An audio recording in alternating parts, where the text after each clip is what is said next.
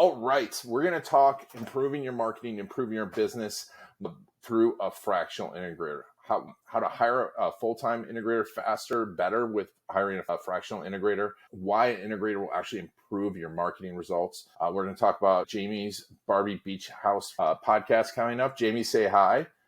Hello. Jamie is with Catalyst Integrators. We're going to talk about how to become a fractional integrator, what to avoid in an integrator. We're going to talk about the triggering thoughts, the danger of full-time integrator hire right off the bat, what to get an integrator for Christmas, and how to be more intentional. Like I said, hiring a full-time integrator by hiring a fractional integrator first. All this on the Garlic Marketing Show. But first, this is brought to you by videocasestory.com. Of course, one of the best ways to grow your business is through customer stories. Learn how to increase your sales, your marketing results, and your operations through customer stories, and improve all of your EOS needs. Grab the book, Amazon Video Testimonials that Land the Big Fish. It'll help you do all that. All right, let's get started. We were talking before the show about Disney, and I'm going to have a special screen share of Jamie's market during this and show you all the amazing merch she has. Jamie, before we get started with all of that, tell me a little bit about yourself and Catalyst Integrators. So a bit about me. The fun things are that I live in Phoenix. Technically, I'm in Glendale over near Cardinal Stadium. We're about to get this amazing new theme park with a Barbie beach house. Wow. I'll most likely be taking my Zoom calls from the Barbie beach house moving forward. Nice. You're prepared for that. I'm a dog mom. I've got 2 dogs. You can follow them on their Instagram at 2blindpups. They're my babies. I'm still waiting for the tax credit situation for having dogs instead of kids. Yes. That would be wonderful. You can write them off now. I say you can. Okay. I'll let my CPA know. So I've been an integrator or a CEO running companies on EOS for about the last 8 years. I was a full-time integrator CEO in a company here in the Valley. And just got to a point in my career where I was like, well, what's the next step for me? You hit that ceiling because you're not typically going to become the visionary, right? So what's next for you other than start over or start with a new company or, just continue at a very rapid growth rate with your current company. So I stumbled into the world of fractional in about 2018, so before the pandemic. And I wanted to work from home. I wanted to be able to care for my special needs dogs. I also owned a boutique, which again leads into this store concept that I just couldn't let go of that you're going to love. And just through my passion of wanting to help multiple companies at the same time, it really just was such a good fit. So I could take my experience and all of the knowledge that I had gained and go in and help companies that were at a growth stage where they needed that experience and that support. So kind of how Catalyst was born was I was a fractional integrator by myself for about a year or two and realized that other full-time integrators also wanted to transition into fractional. Paulina Walters on my team, she was my guinea pig, she'll call herself, that we helped transition her from full-time to fractional. And that's how it was all kind of born and came to life, where now we've helped 7 integrators transition from full-time to fractional, 10xing their impact, working with more clients, working less, helping out more.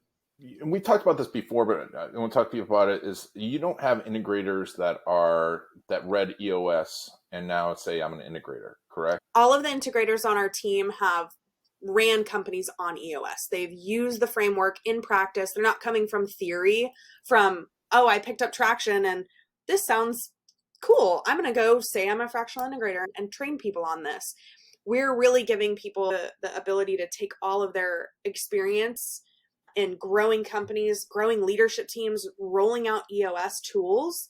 We're just helping them with the bit of going fractional, right? Going from a W-2 to a 1099 and going from one client to multiple clients and getting their organization system in place.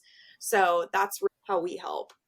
At what point, if someone's looking to become a fractional integrator, what point should they become a fractional integrator? So I would say my advice is always, if you've seen multiple, what I would call growth stages in a company, right? You're taking a company from a handful of team members or startup all the way into, you're building depth of leadership. You've some years go by where you're really understanding, different seasonalities and different trends and different things that are going on, to where you can really pack that into your toolbox, that's going to help set you up for success in a career as being a fractional executive, because you're coming in to teach people the things that they don't know, and you're saving them from speed bumps and saving them from all of these headaches that they can avoid, because you're like, hey, nope, I see this coming, warning. So for somebody that's considering this as a career, what I love is, and there's people I've talked to at this point 2 years ago that I've given this advice to, hey, go all in with a company, own that integrator seat fully, really understand what that role is. That's going to set you up for success to transition to fractional, because we're seeing the market flood. Everyone and their mom right now, it feels like, oh, I want to go be fractional. It's really, there's so many people out there calling themselves fractional anything, right? CMO, CFO, COO. You've really got to know your stuff to set yourself apart, and to also like not dilute the concept of fractional and make people not understand what it truly is and is meant to be. So at what point should a business start looking for an integrator? So in most cases, we've got founder led at the top. It's just you by yourself. You're wearing all the hats. And then you make a few key hires, right? And you've got some holes maybe in your leadership team. You've got doers and you've got people that are trying to be strategic. So as you're going and growing, once you start realizing as that founder that you're truly actually in two roles at the top, you're in this visionary concept role and this integrator concept role, again, all through the concepts from Gino Wickman's book, Traction, is that when you've got these two seats, it's typically one person to start and it needs to separate into two. Most visionaries or founders struggle with understanding how to separate the two. Bringing in a fractional integrator can help them to identify, hey, these are the things I should do. Help guide the way to open that door so that you can model it and they can see what it's meant to be. A lot of times it's hard to see what that should be and see that there's two roles. So the readiness factor really there is, if you're saying, man, I wish I had a thought partner. I really wish I had somebody that I could unpack ideas with and wonder when, and then somebody that's going to then take that and make it happen. And it's not just all on me. Those are some of like the triggering thoughts of readiness factor that I would say typically. I mean, most of our clients are at a place where they're there, or they've had someone before in the past that maybe wasn't a right fit. So they're trying to understand what the role really should be and get a grasp on it, so that when they're ready to hire full time, there's a clear picture on who they need and who they're looking for. A lot of turnover in that leadership seat and that COO seat can be pretty damaging to a company. Yeah. I'm sure you've seen that. I've experienced it. Yeah, for sure. Yeah. It's tough. And I talk to people about this because so many businesses we work with, either the marketing works really well and then they start to grow and they're not ready for that growth, or the marketing doesn't get off because we do our stuff, but they don't use it properly, or they're not there enough because they get a little bit busy. So the marketing stalls because they don't have someone really helping to run it from the inside. And talk to me a little bit about the integrator's role when it comes to connecting to marketing. I love that. So it's this harmonious connection of, you've got the visionary setting the tone and the vision for the company, the integrator harmoniously integrating all the major functions and bringing everyone together full circle, keep that view of what are our goals and what are the things we're doing that are going to help us reach that. We've seen different setups of leadership team. The most popular, more common ones we're seeing right now is actually that there is some sort of head of people or HR on the team. People experience, employee experience, somebody really owning that people component. That sales and marketing function that kind of gets lumped into one, which is really in most cases two. When we're seeing that kind of work together, if we don't have a strong foundation operationally for clarity, consistency, meetings, all of those things, if we don't have that, it doesn't matter all of the work that you're going to do as marketing. You're going to go in this direction and bring in all these leads and do all this work. But if operations can't sustain it or fulfill it, right? Now you've got a different problem that's going to pop up. Yeah. Oh, for sure. And the other thing I see, and it's, you can't fulfill it properly, but also most entrepreneurs have a hard time staying focused on one marketing campaign. Oh, they want to do this marketing thing and they have this great big idea. And then by the time you get the campaign launched, then they're like, I want to do this instead. And I'm guilty of that too. So I'm not like, I'm like, oh yeah, shiny object. How does an integrator help with that, prevent that from happening, etc.? So one of the tools that we use is the VTO, which is our Vision Traction Organizer, right? Our business plan. If we've got some clear direction there on what our goals are this quarter, this year, looking forward, where we can be more intentional and strategic with what we're to intentionally do in the future, right? Then we're not going to be chasing our tail where finally once things catch up, it's too late, or we drop the ball, or it wasn't what we thought it was going to be, right? We're behind the times, or behind, what you're talking about. It's like, oh, by the time we've gotten there and arrived, it's not really the thing anymore. So how do we come together as a leadership team, have that intentional focus, have those conversations, look ahead and predict a lot better, so that way we can be clear and make sure we're always on that right track. And we're not going to get too far and spend too much time or energy going in the wrong direction, because we're keeping so clearly tight to what we want to stay focused on. Does that? Oh, it makes complete sense. Yeah, because you need someone to remind you what you're doing. And kind of, I always look at the integrator too, is one of the things I think is an important idea behind it too, is that tension between the visionary and the integrator. That it shouldn't be this, oh, the integrator just does what the visionary said. Right. Yeah. I think that there's sometimes some confusion on the integrator's role being like the axe dropper or the bearer of bad news, the person who says no to everything, the dream killer. There's some stigmas there, some labels and some things that are not, obviously going to be helpful. The visionary and the integrator getting and staying on the same page, because the visionary is the one that's going to have 1,000 ideas and go to a mastermind and come back with 1,000 more. And the integrator is the one that's sitting here with the plan. Okay, now what do we do with that? Do we park that for a little bit? Pause something to add that in? Do we stop everything and redo? Like, they're that person that picture like Tony Stark. Here's my Disney reference. Tony Stark in front of the board, and he's moving the things and he's changing stuff up and he's building things. That to me is the integrator, right? Big idea came in. Okay, how do we plug and play that in? And then how do we go out and then communicate that and make it a very clear, so we're not giving the team whiplash, but we're also not killing the dreams that the visionary has. We just have to be that voice of reason and connection to the whole team to communicate through purpose and all of that.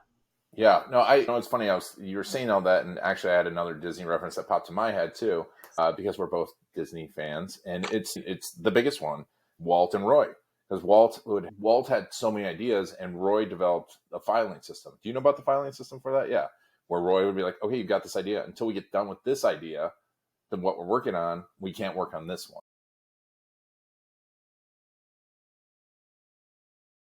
It's such a crucial thing, because you don't want, like you said, don't want to be a dream killer, but you need someone going, hey, this is how much money we have and you're burning through it. Let's get this done and out there. And Walt would always fight with Roy about the stuff. But still, you can't argue with that level of success. And arguably, there would be no Walt Disney without Roy as his integrator. 100%. I don't know. I need to send you a picture. I have probably the only tattoo of Roy Disney in existence on my leg. And people ask me all the time, they're like, look, it's Walt. And they're like, who's that guy? And I'm like, that's Roy. And if Roy wasn't around, there would be no Disney World. There would be a lot of these things never would have gotten off the ground if he was not there as the integrator. He had other accountabilities like finance and stuff, but he's just as big of a hero to me, and no one really knows who He's amazing. And actually, one of my favorite quotes is about branding from Roy Disney Jr. He said, branding is what you do to cattle. And because they're arguing over the brand. And do you know about that story with the shareholders meeting? So, this was during the Eisner era. And if you haven't read Disney Wars, it's like one of my favorite books because it's like the whole Eisner story and just the interior battles that they had. But Roy got up and he's like, brain's what you do to cattle. People buy stories. And it's all that stuff around Roy and Walt, but it's that mix that makes big businesses happen. You see it with Steve Jobs and in the movie. What was the movie? Was it Steve Jobs? Was that the name? I forget the name of the movie. Yeah. But behind every one of these great people, there was an integrator making this stuff happen. And I think it's absolutely crucial. You know, I was thinking through this. I'm like, I think you need a T-shirt for your store that's like, without Roy, there'd be no Walt. Yes. Because you can say that, and they can't brand. That's right. They can't get you for that. Okay, new shirt idea. New shirt idea. I've got like 8,000 shirt ideas, but Well, that's yours. If you scroll down far enough, did you see my OG VI duo with Walt and Roy? No, I did not see that. That's in there. I really enjoy making memes. So I make funny meme things like EOS jokes that are hilarious to me, EOS jokes. So here we go. There's the shop. I know I was going through her website and then I hit the shop and I'm like, I got here and I'm like, did I go to another website? I purchased all of this stuff. I should have worn it today. Oh my God. You need the full suit on. Why do you not have the suit on today? I'm sorry. You have to crank your AC. I'd have to crank my AC. I'm in Florida. But let me see here. So basically, like... Oh, look at this. You can't bullshit an integrator. Folks, if you're listening to this, you got to go to YouTube and we just should go to her website and buy some stuff. There's stuff out there. Oh, wow. Yeah, see, there it is. But I need to put that on a shirt, right? Dude, I think if I would rock there would be no Walt without Roy. Without Roy, there'd be no Walt shirt every time I went to Disney. And then I need to work on some more Disney reference merch. We're going to brainstorm that right here, folks. And it's going to be the top selling t-shirt of the next holiday season. That's right. Oh my God. I speak fluent visionary. That's great too. I need to get that one. These are all amazing. If you all are an EOS, you need to just go buy all this. If you have an integrator, you need to send them all of these things. And I hear there's going to be a Black Friday. You've also got... There's book lists on there. If you're like, hey, what are good books that my integrator should read? Or I'm an integrator, what should I read? We've got book lists with links. Where do I find that? Recommended reading. There's the libraries and all of the books. These are all books that my integrators on my team. Oh, look at that. Look at this book. Video Testimonials Land the Big Fish. Oh my God. I think everyone needs to buy that book right away. Yeah. These are great books. I mean, these are some of my favorites. Yeah, Working Genius. Yeah, Radical Candor. Who Not How. 5 Dysfunctions of Team. I mean, this is just an amazing book list. I don't know why I haven't shared this yet. You will all get it. So, do you guys do Working Genius? Do you use? We haven't fully done it. We've started to. It's amazing. It's been wonderful for us. We've got two of my integrators on the team are Working Genius certified through Table Group. Mm-hmm. And we did the readbacks and we use it in common language now. So it's literally, hey, I have something I want to wonder about.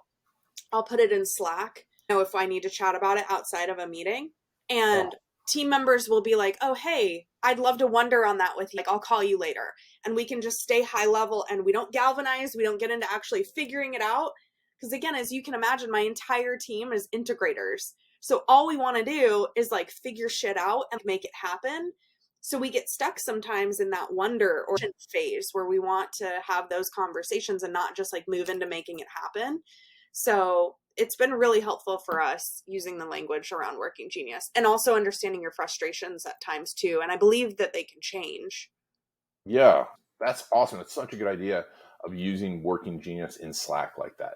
And that's fantastic. Because I always have 8,000. My wife's most dreaded phrase is I wake up going, I got an idea.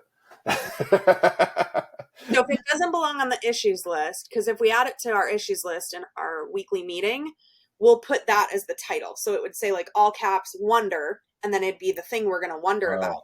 So then when we go into it, kind of teed up, this is a topic where we're going to wonder about this, or, hey, I need some help galvanizing this. Like, who's got capacity, who can help get some of this stuff through. So just putting the language around it is helpful.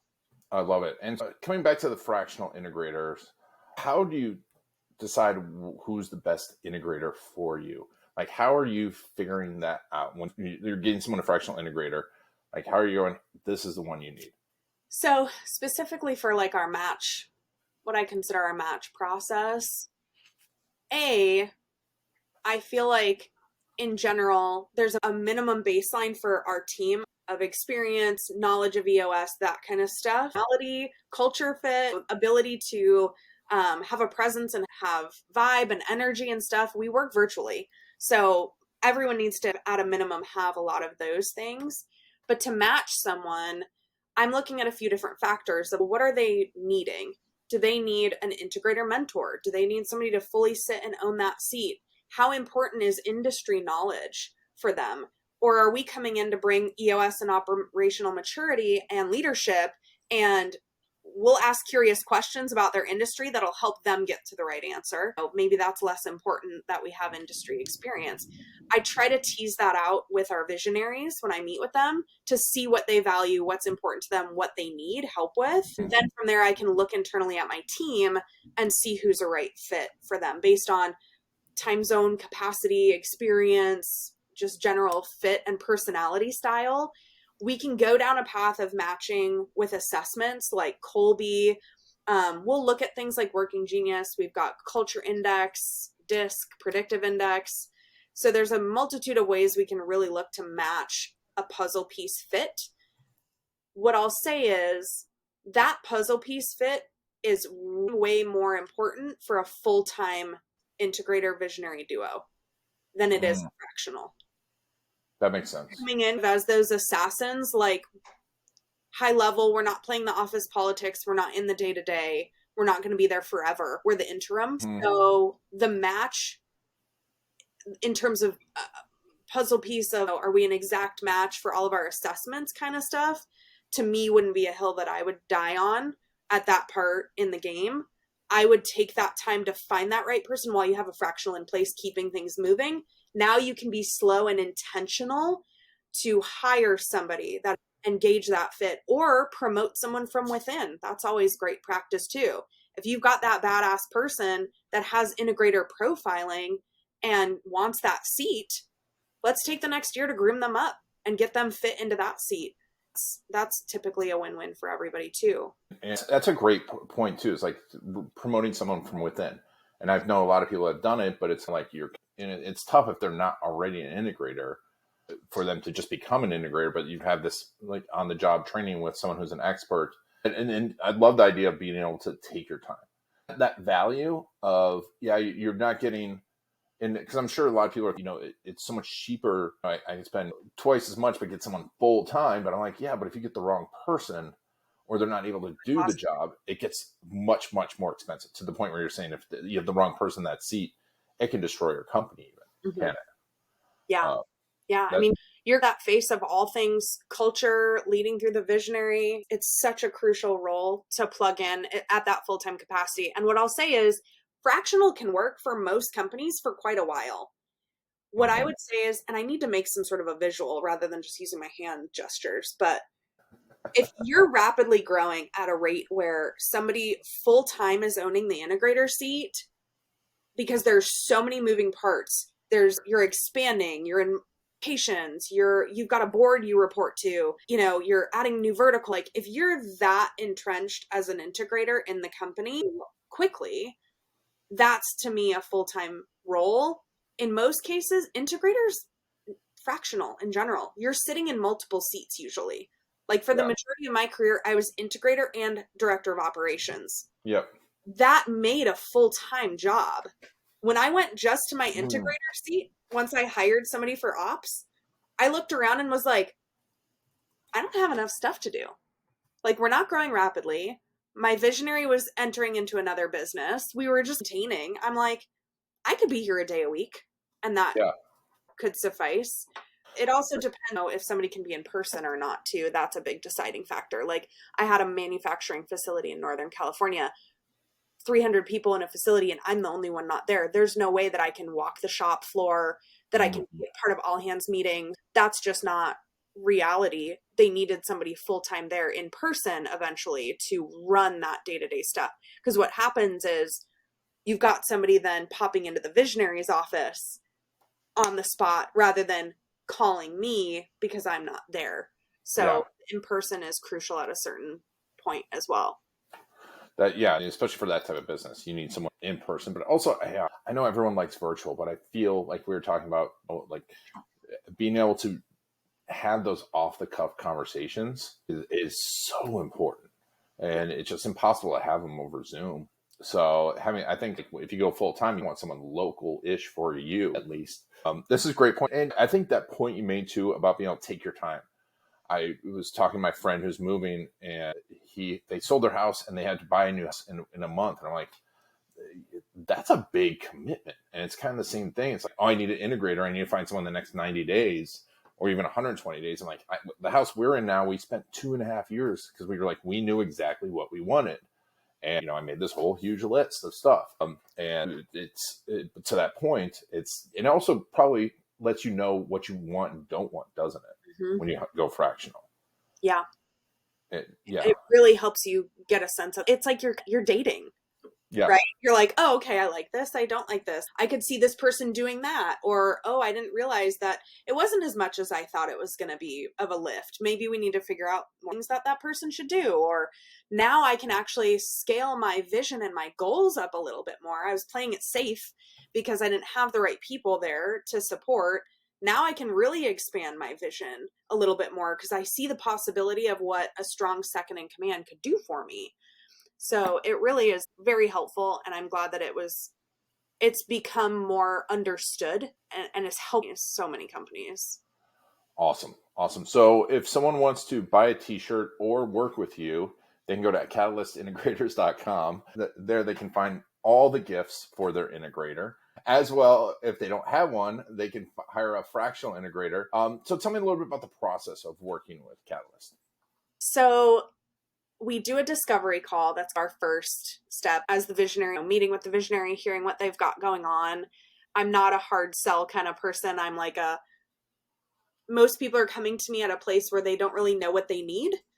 So I'm like, okay, again, my integrator kicks in a little bit. I'm like, let's figure it out. What are you looking for? What are your expectations? Where do you want to go? How do you want to grow? And we can figure that kind of stuff out in terms of what they need. And then from there, I can say, yes, we've got you. We can help. They meet with an integrator on my team where they meet together. They see if they're a fit. They scope out what their expectations are together. And then they get off to the races and start working together. Sometimes I advise, hey, you've got that time, you've got that runway, things are fine right now. Your spend might be better for you to go full time if you can do that right now. Or, hey, I know this other fractional. I'm very abundant mindset. I know lots of fractionals in the community. So maybe if I'm like, oh, this person would be so much better for you and is a fit and is local or whatever you need, I'm going to make that introduction and send people in that way. I want people to feel like they've got resources and options. And it's obviously never good to interview from a pool of one. So I love hearing when they're like, oh, we're talking to other fractionals. That's good. You're interviewing, right? Make sure that you've got your clear list of the things you're wanting and expecting and that you can feel that fit. And yeah, so that's a little bit about working with us. You can directly message me on LinkedIn. You can email, you can come to our website and we'll get with you and help you figure out what you need, what you're looking for. Another big part of what we do is we mentor and coach integrators. So say you've got somebody that you think is great or needs a little bit of coaching to get up and ready for the role, or maybe you're not feeling that visionary integrator rocket fuel that you're wanting, bring us in. We can help talk through some of the tools and strategies, things that we've developed, our team members have developed that we can use. Some of our assessments and things like Working Genius, we've got Lead Now certifications. So we kind of help bridge some of that stuff. So you're kind of tripping through it. And we can give a lot of resources to integrators that need support or peer groups or whatever else out there, recommended reading, a cool t-shirt, whatever you need. Yeah, a tracksuit. No, but I think it's, looking back and 8 years of going through EOS, it's probably would have fast forwarded 4 years. And you think about that, 4 years I could have saved with something like this, but you didn't exist back then. But I think if anyone is struggling, even if you're not running EOS, you should think about it. And if you're thinking about running EOS, think about this type of level of engagement. It'll take a lot of pressure off you. But not only that, I think it releases people to do their best job, which could be sales and marketing, really growing the business instead of worrying about what's going to happen after I do that big sale. Yeah. It's awesome. So, Jamie, we'll put a link to all this in the show notes. Thank you so much for being on the Garlic Marketing Show. Thank you so much for having me. This was so fun. It was great. And if you all are thinking about a fractional integrator, definitely give Jamie and her team a call. We'll put all the links in the show notes. And if you are listening to this on the podcast, you need to go watch us on YouTube, subscribe over on YouTube, and look at all the cool merch on YouTube. You can also go to our website and check it out. And hopefully by the next time this is on, we've got There Would Be No Walt t-shirt. I'm going to have a background Disney consumers all over you. Awesome. All right. Thank you all for taking Jamie and I on your journey. This has been Iron Garlic and the Garlic Marketing Show.